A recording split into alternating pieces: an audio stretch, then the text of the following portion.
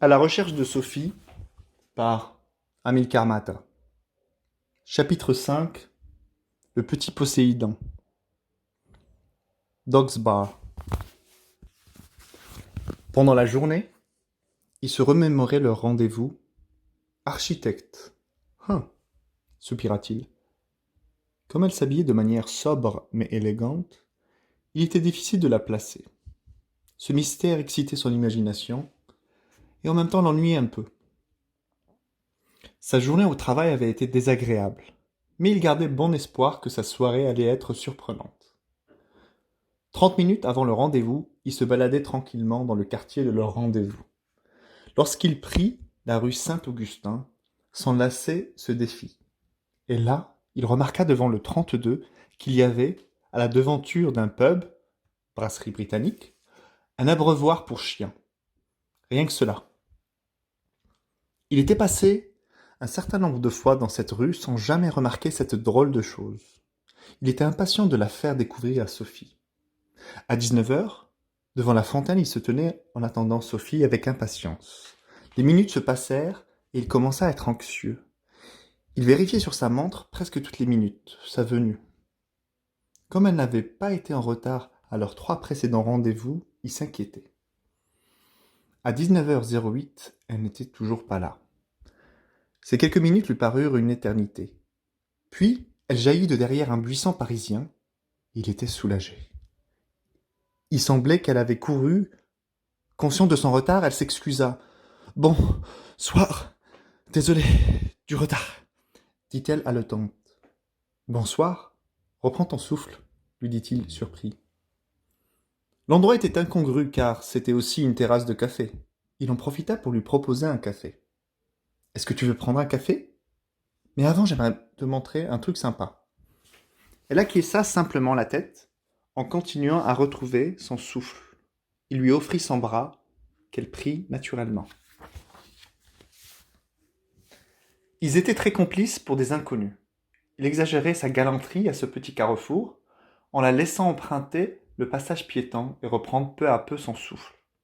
À quelques pas de là, il lui montrait avec triomphe le petit bar pour chiens, Dog's Bar.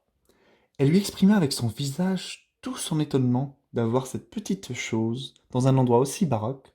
« C'est adorable, dit-elle avec un grand sourire. Il sourit à son tour. Elle lui proposa d'entrer dans ce pub d'un geste de la tête. Il acquiesça à son tour. Elle s'assit et prit étrangement un café. Il la suivit et en commanda 2. C'était la première fois où il ne se trouvait pas dans la rue. Il faisait aussi plus chaud. Elle avait repris son souffle. Elle semblait préoccupée. « Tout va bien ?» lui demanda-t-il avec un sourire bienveillant. « Mon retard était dû à une mauvaise nouvelle qu'on m'a fait part. J'ai perdu quelqu'un de ma famille. Je ne le connaissais pas bien, mais c'est triste, dit-elle en buvant le café chaud pour éviter de pleurer. Je suis vraiment désolé pour toi, ça me peine de te voir triste, dit-il peiné de la voir ainsi. Je ne le connaissais pas bien, mais je me suis toujours promise de prendre un peu de temps pour connaître ce vieil oncle. Le temps ne se rattrape pas, dit-elle en soupirant. Si tu le souhaites, on peut reporter notre rendez-vous, dit-il, encore peiné pour elle. Non, ça va, ça me fera au contraire du bien, dit-elle en essayant d'esquisser un sourire. Il choisit de rester silencieux et de déguster son café, en prenant quelques minutes d'un silence méditatif. Elle fit de même. Cela lui fit beaucoup de bien. Hobbies. Quels sont tes hobbies tenta-t-il pour changer de sujet quelques minutes plus tard. Eh bien, j'ai commencé à faire de l'apiculture dernièrement, dit-elle détachée. Tu veux dire que tu fais du miel ?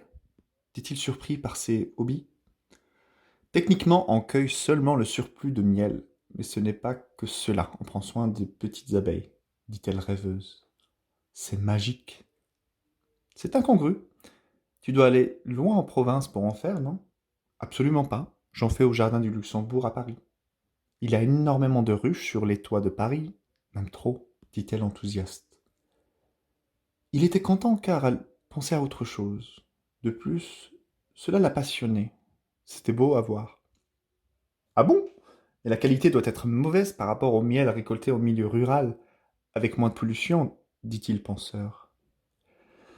Étrangement non, car il y a très peu de pesticides dans les villes et peu de monoculture comme dans les champs. Il y a beaucoup de sortes d'arbres.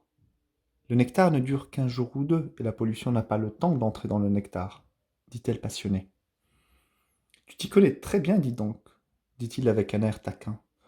Non, c'est que j'ai appris et puis c'était intéressant, dit-elle un peu confuse. Je te taquine, dit-il avec un grand sourire.